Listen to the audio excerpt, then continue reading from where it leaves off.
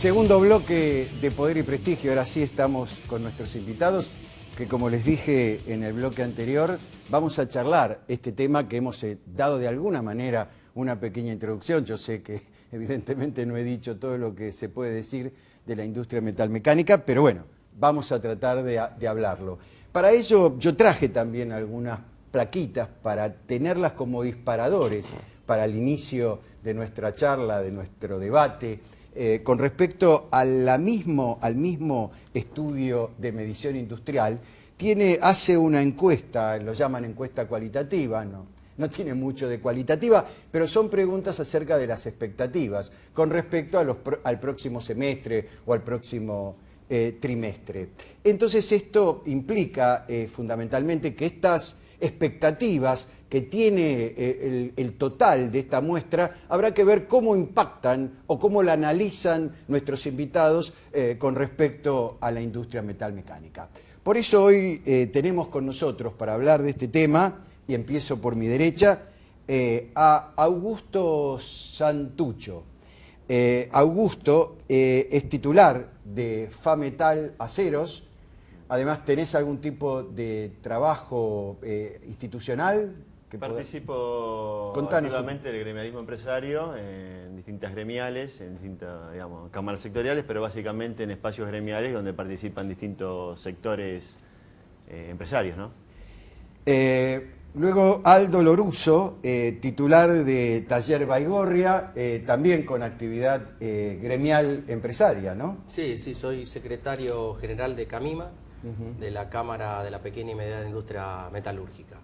Y participo también en la Confederación General Económica de la República Argentina. Perfecto. Y también tenemos, para que no sea todo más de lo mismo, a un economista que nos va a acompañar. ¿Cómo te va? Gracias, bienvenido.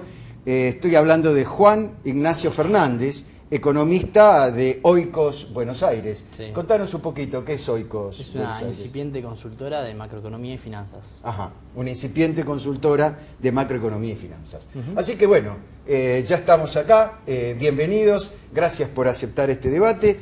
Así que empezamos entonces con nuestra primera placa de hoy, donde vamos a ver el dato de qué expectativas hay en el mundo industrial de la demanda interna con respecto a los próximos meses. Adelante, por favor. Ahí la tenemos, la placa. Entonces, la demanda interna para el 51.7% de los entrevistados, que son los mismos que contestan este estimador mensual industrial, va a mantener un ritmo estable, no piensan que haya grandes cambios para el próximo trimestre. El 27.2% hablan de una tendencia a la baja y un 21.1% prevé un aumento. ¿Esto qué significa para ustedes? ¿Está representando lo que ustedes viven en su sector, esta encuesta que hace el INDEC? Puedes empezar. Bueno, primero muchas gracias por la invitación. No, todo lo contrario. Mirá, el tema de estas encuestas es como para cualquier persona que puede estar viendo el programa, cuando ve que la inflación del mes anterior fue por ahí del 2,3% y fue a la carnicería y de 95 pesos la carne pasó a 140 y no entiende por qué el indicador indica un 2,3. Bueno, acá ocurre lo mismo. La mayoría de las empresas pymes estamos a la mitad de la producción que teníamos el año pasado. No es que estamos un 5,4 menos, un 2,8, un 10,3. La realidad es que el sector está devastado. Algunas empresas posiblemente siguen a un ritmo de producción no tan bajo, como otras que obligadamente en el sector pyme, obligadamente vos tenés que ir regulando tu producción porque no tenés espalda financiera y económica o como para soportar vaivenes muy largos. Estas empresas más grandes que por ahí sí pueden, producir stock, pero en algún momento van a parar la línea. Y esas son las que por ahí tiran los indicadores para arriba. Ahora, si me preguntás a mí, yo soy de los que están dentro del 27% de la planilla que mostraste, que creen que la situación va a empeorar. Pero, la conclusión que saco no es pesimismo puro, sino es un análisis de la realidad. El mundo cambió, hace muchos años que el mundo cambió, y hoy en un país como Argentina, o como Estados Unidos, o como Alemania, o como Japón, comprar la materia prima para producir algunos productos es más caro que el producto terminado comprándolo en el sudeste asiático. Bajo esa lógica, por más que me regalen la mano de obra, me regalen los impuestos, me regalen la logística, no soy competitivo. Entonces, el mundo es distinto. El sudeste asiático ocupó un lugar en el sector industrial que antes no existía. En el 2003, cuando se reactivó la economía acá y el sector industrial empezó a empujar, vos con devaluación lograbas, digamos, bajar tus costos de salario, otros costos, y entrabas en precio, con Brasil, con Estados Unidos. Hoy no es tan Hoy fácil. no funciona así. Y de hecho lo vemos en Estados Unidos. Bueno, Trump, ¿qué va a hacer? ¿Qué pasó Claro, lo que no. pasó, de alguna manera? Juan Ignacio, ¿vos pensás lo mismo? Sí, sí, pero de todos modos yo tengo una visión bastante opuesta en lo que es, o sea, la discusión del árbol estamos de acuerdo. O sea, no somos competitivos en vía precio con el sudeste asiático ni por asomo, ni siquiera haciendo una devaluación tal vez del 100% en términos reales. Ahora, creo que igual buscar, digamos, volver a esa lógica de mercantilismo, de imperialismo, en lo que cuido el mercado interno, vivo con lo mío, tampoco creo que lleve a un estadio superador de esta realidad. Me parece que deberíamos apuntar a otra cosa. Está el caso de Chile, por ejemplo, que es una economía tremendamente más abierta que la nuestra, que es una economía bastante rudimentaria, digo, exporta cobre y salmón, ¿sí? Y sin embargo, hoy, en este año está creciendo al 2% con un 4% de inflación y un 6% de desempleo y con salarios reales, por lo menos manteniéndose en términos reales. O sea, digo, no necesariamente abrir la economía es la destrucción total del empleo ni de los salarios reales. Digamos, los salarios reales, por ejemplo, los últimos 10 años de Chile crecieron mucho más rápido que los nuestros, con una tasa de desempleo menor, pues la tasa de desempleo de Argentina es 9,5, la de Chile es 6, y la economía creció en los últimos 6-7 años un 10-15%, mientras que la Argentina estuvo estancada. O sea que, digo, no necesariamente cuidar el mercado interno con producción industrial es la panacea, y tenemos el caso de Chile, que es una economía similar, que le fue bastante bien. ¿Podemos comparar, Aldo, Argentina con Chile? Porque... No, de ninguna manera se puede comparar Argentina con Chile. Si miramos el centro de estadística de Chile, no tiene índice de producción industrial. O sea, Chile tomó una decisión política en la época de Pinochet de destruir su industria, que tenía una industria metalmecánica bastante importante, reparaciones y construcciones navieras, y decidieron, por una estrategia comercial que siempre viene ligada al Pacífico, abrir su economía y pauperizar a muchos sectores industriales y a sectores trabajadores. Hoy la economía chilena y el trabajador chileno gasta más en educación y en salud que el trabajador argentino, porque todo es privado.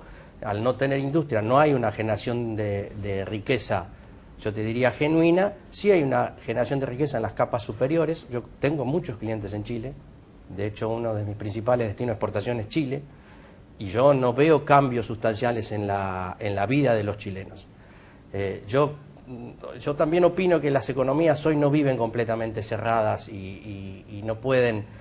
El concepto de Aldo Ferrer de vivir con lo nuestro debe ser completamente reinterpretado. No es así como se pensaba en la década del 60 ahora. Las economías son mucho más abiertas, deben ser altamente competitivas, buscar su lugar en el mundo, pero la desprotección total o el modelo chileno no es un modelo para mí aceptable, no solo por las industrias como la nuestra. Como dijiste, la nuestra es una industria de industrias.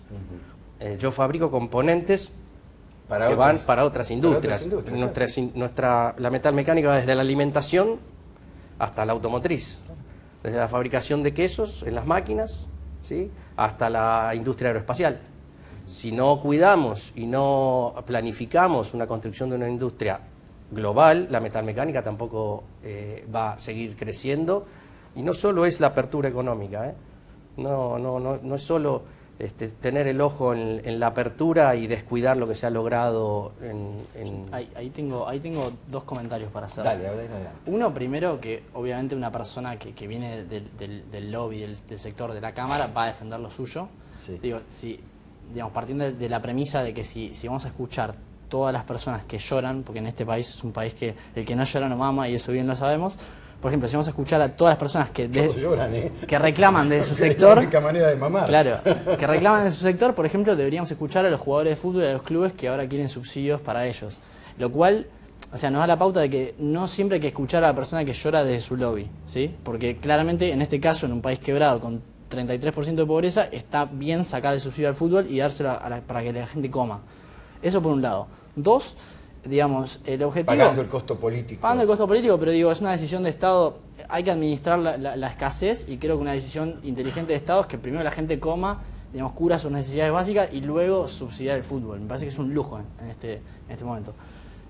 Dos, que digamos, el objetivo de la política económica es hacer que la gente salga de la pobreza, que consuma, digamos, que acceda a una canasta de consumo lo suficientemente rica como para cubrir sus necesidades y que se eduque.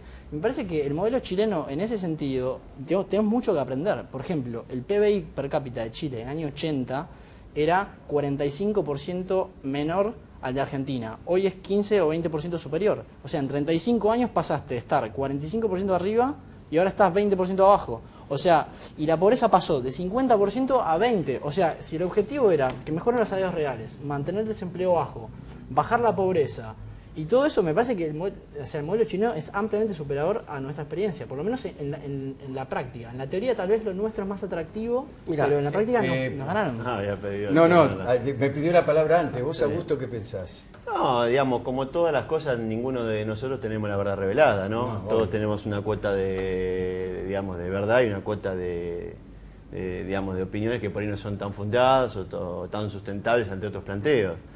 Pero si evaluamos el PBI, digamos, ¿cuál es el PBI de China per cápita? No, pero bajo. La pobreza... Y, digamos, no, está bien, pero lo que te quiero plantear, yo tomo muchas cosas de las que vos decís y posiblemente tengas razón. Lo que te quiero decir es que me parece que descuidar un sector industrial es jugar en contra de tu futuro desarrollo. Digamos, me parece que la industria es un pilar importante dentro de cualquier sociedad. Mi visión de la vida es esa. Obviamente, si vos tenés otra, vas a opinar completamente distinto y la tomo y la respeto.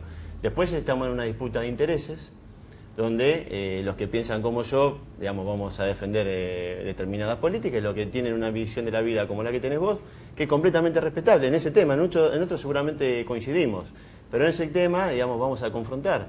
Y agradezco, digamos, tu invitación al programa para que nos demos espacios como estos, para plantear, digamos, posturas distintas. Pero me parece que no podemos ir en contra del desarrollo industrial. Por supuesto. Y hoy el desarrollo industrial necesita proteccionismo, acá, en Estados Unidos y en China. El triunfo de Trump en Estados Unidos no es casualidad.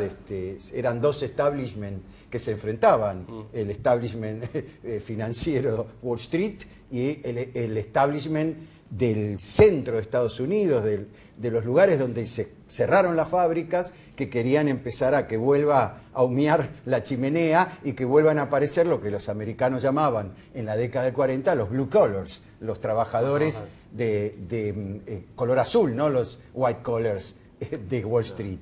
Ahora, la industria metalmecánica es muy importante, yo lo decía en la introducción. No solamente porque son la mayor parte pymes que dan mucho trabajo, sino además porque da trabajo a una variedad muy amplia de tipo de empleados, desde técnicos, mecánicos, ingenieros. La educación también es un aspecto muy importante. En Chile la educación es privada. En Argentina estamos tratando de defender la educación pública que tanto bien le hizo a la Argentina. Nuestros mejores profesionales salieron de esa universidad pública. Ahí yo creo que hay que distinguir dos cosas, que en economía se llama flujo y stock. Stock es lo que hay. Ahí, por ejemplo, hay un sillón y después el flujo es la variación a lo largo del tiempo. ¿Sí? Es la tendencia. Sí. Es, por ejemplo, Argentina está claro que de Latinoamérica es el que mejor stock tiene en casi todo. En educación, tal vez en infraestructura, no sé, en un montón de... En igualdad, si Argentina es un país mucho más igualitario que Chile, pero eso es una variable stock, porque es algo que ganamos en el pasado, ¿sí? O sea, las reformas educativas del pasado... Pero vos decís que en el flujo vamos hacia otro lado. El problema, estoy de acuerdo, en el stock Argentina es mucho mejor. El tema es que el flujo, si sigue esta tendencia... O sea, nos estamos empobreciendo en términos relativos, no solo contra el resto de la región, sino contra el mundo. Y lo que está haciendo Chile ahora... No es casualidad que Chile, después de haber mejorado un montón en la generación de riqueza, hoy se pueda dar el lujo, ¿sí? para lo que es un país de la TAM, de lanzar este proyecto educativo que es muy ambicioso, ¿sí? Como de hacer más pública y más universalista la educación. Y Chile, si sigue esta tendencia, nosotros vamos a perder tal vez el último bastión que tenemos como país de la TAM, que es la educación, donde claramente llevábamos la cabeza Pero el tema es que si sigue esta tendencia no va a ser tal. Chile en 10 o 15 años. Espera, perdón. Bueno, a ver, acá estamos para poner en claro. Adelante. En principio, yo como representante de Cámara, la verdad que nunca, y no me siento una persona que viene a llorar o pensar prebendas para mi sector. Yo creo que mi sector evolucione, en conocimiento, que mi sector se inserte en el mundo y no pedir subsidio. En segundo lugar, el tema educativo, la educación chilena tiene endeudado al país en Chile, no sé si vos sabés, por eso las grandes protestas estudiantiles, una persona que se recibe de médico está endeudada para devolverle a la universidad hasta los 70 años. O sea, hay una generación de flujo de conocimiento y un endeudamiento y un sometimiento de la población. Eso en cuanto a la educación. Lo que yo quiero significar con la industria metalmecánica, coincido con lo que vos decís, la industria metalmecánica es un lugar de aplicación de conocimientos de todas las áreas industriales. Hoy se está aplicando la nanotecnología en la metalmecánica. O sea, lo que yo te dije de los satélites. De hecho, si vos cortás el flujo de inversión que hay en la metalmecánica o en otro tipo de industrias, por una apertura y traerme un satélite de afuera, doy como caso emblemático, un satélite puede ser cualquier, hasta lo que yo fabrico, un bulón, me destruís también y no tiene sentido tener una política educativa. Chile tiene una política educativa en donde la ingeniería no existe más. Solo existe la ingeniería en servicios como la ingeniería industrial, que es una ingeniería abarcativa y no una ingeniería de conocimiento, de física, de mecánica, de química. Y yo puedo hablar con conocimiento, pero también me dedico a la educación. O sea, hay un problema estructural en Chile con la educación. Si nosotros nos vamos a limitar a elegir solo ramas industriales de servicios en un país que tiene una población distinta, una cantidad de población distinta, un mercado competitivo distinto que tenemos de socio comercial a Brasil, el modelo chileno, como también se está programando el modelo australiano, son modelos limitados para el conjunto de la población. Y yo no puedo pensar a la economía como solo números, la verdad que no me gusta la definición de stock y eso de personas.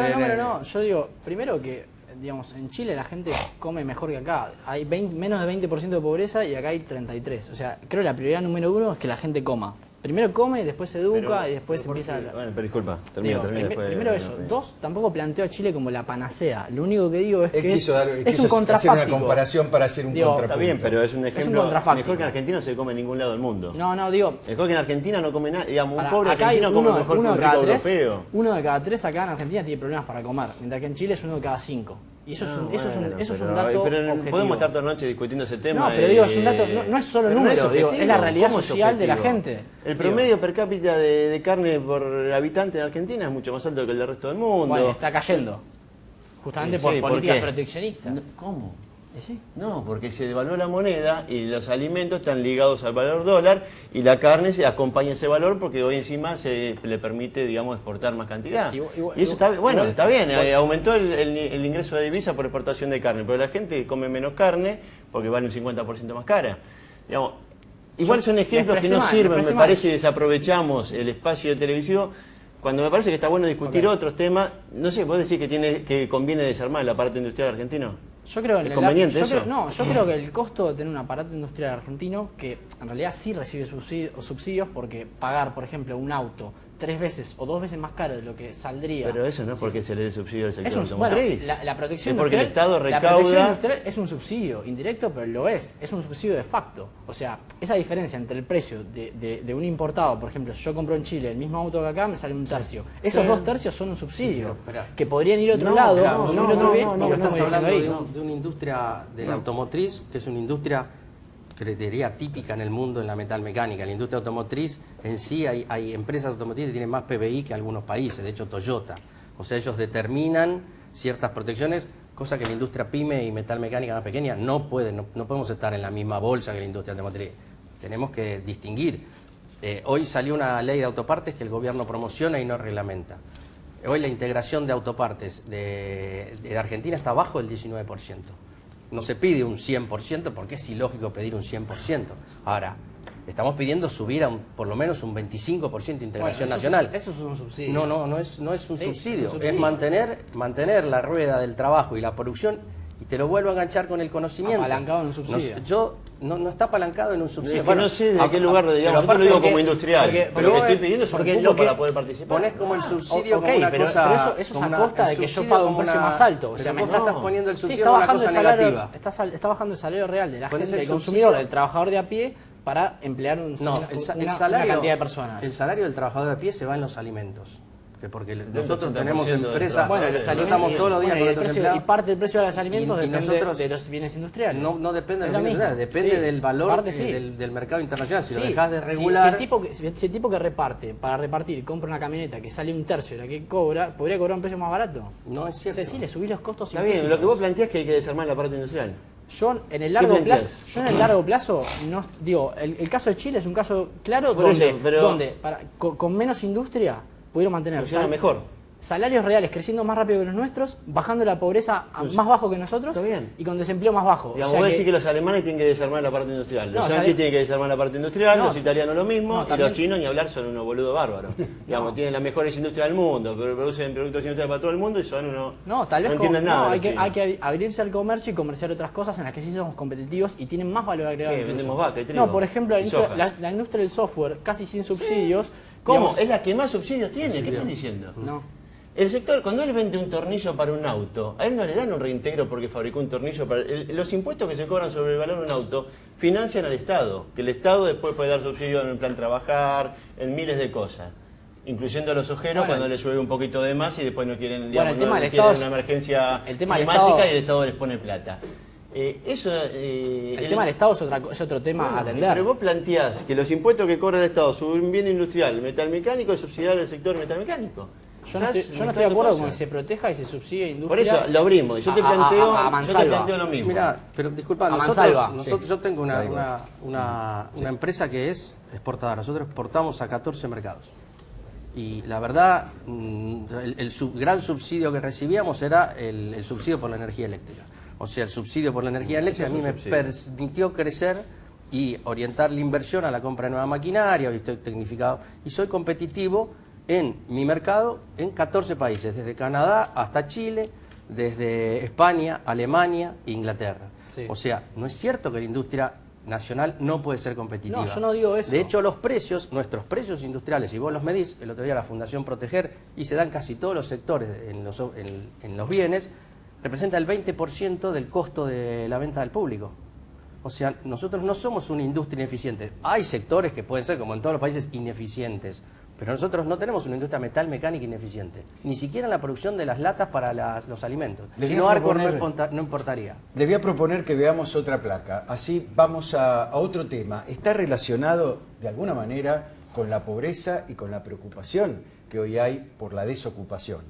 Porque la desocupación y las suspensiones, etcétera, influyen y vaya, se influyen.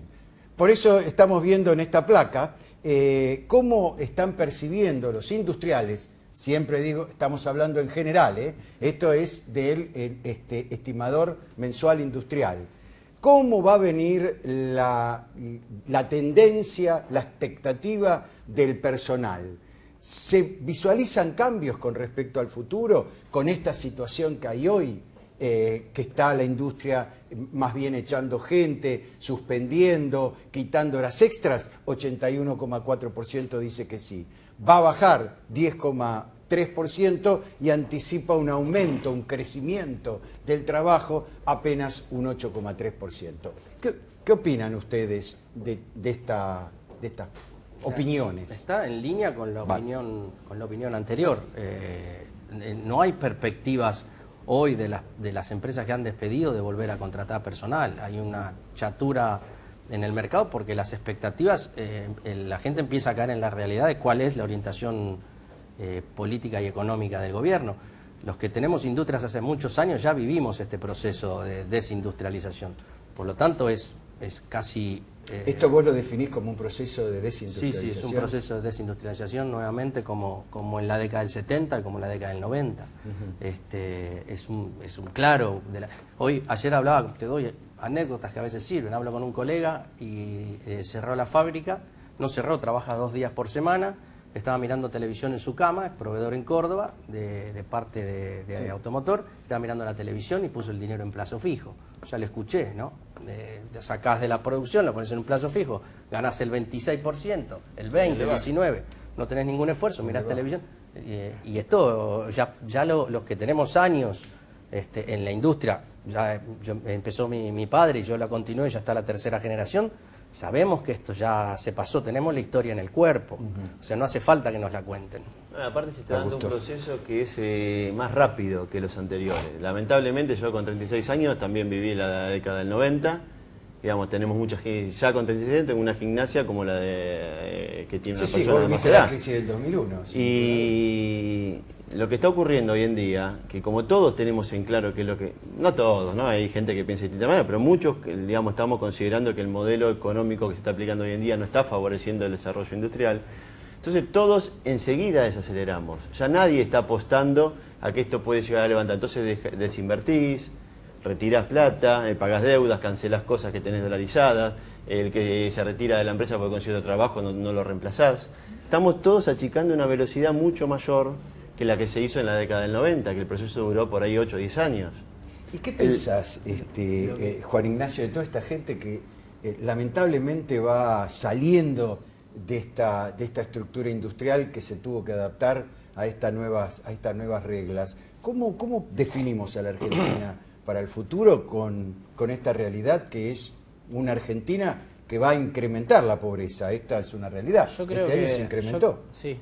Yo creo que vamos derecho a consolidar una segunda década perdida. Ya tenemos 5 años de no crecimiento y creo que por las condiciones, las restricciones que tiene este gobierno y la restricción, bueno, dentro de las restricciones, la restricción política, creo que vamos hacia un segundo lustro perdido.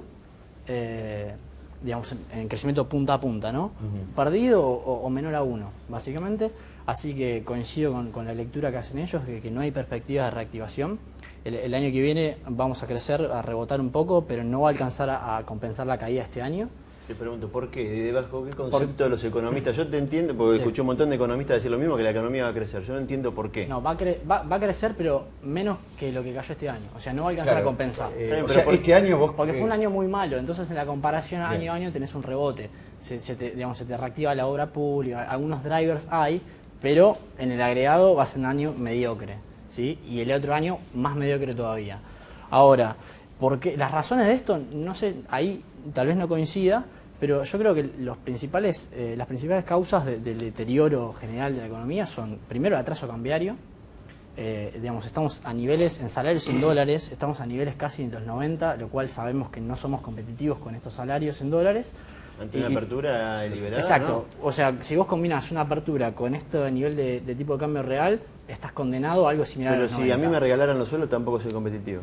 Bueno, también. Hoy hablaba con un textil, él compra la materia prima acá para procesar un tejido que se fabrica, un no tejido, con lo que se hacen los barbijos. Él paga acá el costo del kilo puesto en su fábrica, $1.60. Fue el otro día en Uruguay, a un congreso, fue a ver un cliente que no le está comprando, lo trae de China a $1.35 procesado. No. Si a él le regalan la energía, los fletes, los impuestos y la mano de obra, está 25 centavos más caro por tonelada. Y no cuento la merma. Eso seguro. Bueno, ¿cómo hace? Bueno, primero tenés el tipo de cambio súper atrasado a nivel de los 90 o muy cerca. 2, tenés los costos laborales e impositivos, digamos, en niveles récord para el privado registrado, estamos en niveles récord de la historia argentina y muy por encima de otros países de la región incluso. O sea, la presión tributaria para el industrial o el que está en blanco, en Chile, por ejemplo, es 25% y otros países 30, 35%. Argentina está en más de 40%. El tiempo nos corre. Okay. Última placa. Les voy a mostrar unos números con los cuales podemos cerrar esta charla. ¿Saben por qué? Porque acá tenemos las expectativas para un tema importante, que es la utilización de la capacidad productiva de una fábrica. Anticipa un ritmo estable, 70.9%, vislumbra caída casi 20% y casi 10% prevé un aumento de las... Aldo, ¿qué pensás vos de esto? Para mí todas las placas están en línea. Anticipa ritmo estable es después de la caída. O sea, ya más caída no es posible. No hay, no es posible que haya. Es esta inflación. Estamos en una etapa de inflación. Pero se dio por decisiones económicas de no coincido, no había margen. No había margen. A ver. ¿Era esto o tenías era esto o una inflación del 80% con una corrida cambiaria? Yo no puedo pensar que los seres humanos tengan margen, o sea, en blanco o negro. No. Siempre hay grises y hay formas de hacer las cosas de distinta manera. Esto fue muy brutal, por eso tenemos esta caída, por eso tenemos el proceso de industrialización. Es una decisión política. Yo no critico al gobierno porque toma estas decisiones políticas y económicas. El gobierno responde a una lógica económica y una lógica... Es el gobierno más ideológico que yo vi los últimos años. No. Es el gobierno más... ¿Vos vas a decir que fue el kirchnerismo? No, claro. O sea, sin duda fue el kirchnerismo El ese. kirchnerismo Claro. era, en muchos casos, un gobierno mucho más pragmático. Mucho más pragmático. Este es un gobierno fuertemente ideológico. De hecho, yo escucho a González Fraga, se llama, ¿no? González Fraga. Que en todos los... Estuve el otro día en la Unión Industrial y ya te pone una categoría. Todo lo industrialista es populista. ¡Pah! ¡Flau! Chau, no se habla más. O sea, es un gobierno fuertemente ideológico. Que no critico eso. Esto es lo que es este gobierno. Y esto es lo que la gente decidió apoyar el 10 de diciembre. Está muy bien. ¿Vos creés que digamos, la dialéctica que hoy se enfrenta a la Argentina es entre populismo y neoliberalismo? No, para nada. Para nada. No, para nada. De hecho a ver, si Macri fuera neoliberal, como Es que dicen no lo que es, de hecho no lo es ni por asomo. Digo, el gasto público El gasto lo hubiera público. recortado y sin embargo este año cerramos con un gasto público muy por encima de lo que fue el año pasado en términos del PBI. O sea, ahí ya es falso. Dos, me parece que justamente tiene una visión bastante desarrollista. El tema es que no la puede llevar a cabo por las restricciones políticas y económicas que hay, que son enormes. Voy a tener otra experiencia con enormes. vos. Decir lo que dice Macri, que es una restricción política, y poner en el lugar de populismo y ponerle una interrogación al desarrollo de la política, es segmentar la población y decir a la población, mirá, no votes populismo, no votes industrialismo, porque esto fue malo. Es lo que dice González Fraga. Pero eso o no sea, es neoliberalismo. entonces Vos, Augusto. yo ahora pongo mucho dinero en gasto público para ganar las elecciones. Si gano las elecciones, después voy a producir otro ajuste. Esto ya Pero pasó. el ajuste, si no lo haces, te lo hace el mercado. De hecho, Pero yo te pregunto, ¿quiénes te son? lo hacen- bueno, ¿qué pasó en los periodos donde el gasto público, digamos, no hubo prudencia fiscal, donde el déficit fiscal en términos del PBI era muy alto? ¿Qué pasó? O sea, tuviste Rodrigazo, tablita, hiperinflación, crisis 2001. O sea, nunca Vos estás el exceso de planteando gasto... las ciencias económicas como una ciencia exacta No. y no es así. Digamos, hay miles de variables, hay mesas de discusión donde vos Pero- podés negociar con los que participan y tienen una posición de No. mente en el mercado, que no levanten precios y que acompañen determinados precios para no perjudicar al resto de la economía. Hay miles de maneras de manejar la economía para que los resultados, y es más, uno puede planear algo desde una visión económica, tomar determinada medida para llegar a un resultado y darse cuenta en el camino que las cosas están mal. Y yo apelo al sector importante que debe tener el macrismo, de que se está dando cuenta de que hay muchas medidas económicas que están mal tomadas, de que gane la pulseada interna y de que empiecen a tomar modificaciones y de que entiendan de que si un mercado tiene 100 unidades de venta de un determinado producto y en Argentina hay capacidad para 110, mete 20, 30 como para regular el precio y que no se vayan de mambo los que la fabrican acá, pero 80 fabricalas acá. Eso es el ABC de la vida, no hay que ser Bill Gates para darse cuenta de eso. Entonces, eso es lo que te planteo y me encantaría que en el macrismo, seguramente que el 80% debe estar desconforme con un montón de medidas que fue tomando el ministro de Economía y las que va tomando el presidente del Banco Central, y que ganen la pulseada interna, como dentro del kirchnerismo también había disputas y como dentro del radicalismo también las hay, y se empiecen a tomar medidas más vinculadas al desarrollo productivo. Digamos, y si creen que hay que liberar un poco la economía, está bien, un poco liberal pero no la abras abiertamente. Con esta, mirá, es simple, con esta presión tributaria, con este nivel de atraso cambiario, costos Te laborales. digo, pero yo te digo no hay que me nada- regalás el no hay sueldo del industria viable, trabajador pero no hay viable. y no puedo pero el tipo- competir. con un tipo, bueno, con Me un lo tipo- regalás, viene, ¿entendés? Me Bueno, pero regalás te falta todo el tipo el de salario. te falta el tipo de cambio real. No, el mundo cambió. También. China subsidia, sudeste asiático subsidia sus industrias También. para generar trabajo. Y si el Bueno, costo de estos 10 de materia prima y me pagan 4 de subsidio, yo lo puedo vender a 9 procesado. Bueno, ¿cómo hace, y cómo si hace vos lo Colombia? compensás a ¿Cómo hace valor Colombia? puro, ¿Cómo hace Perú? ¿Cómo ¿Y hace qué Chile? hace ¿Cómo hace Colombia y Bolivia? Perú? Para crecer. Porque Al siguen lado nuestro no creciendo. existe Pero Colombia y Perú. no siguen creciendo. tienen industria. Yo Pero para estuve en Ecuador ustedes- y tomaba la televisión cubana peruana. Calefaccionan con leña. ¿Quién? pero En Perú. Bueno, pero Perú y le es una mostraban a la nación gente bien cómo tapar atrasada.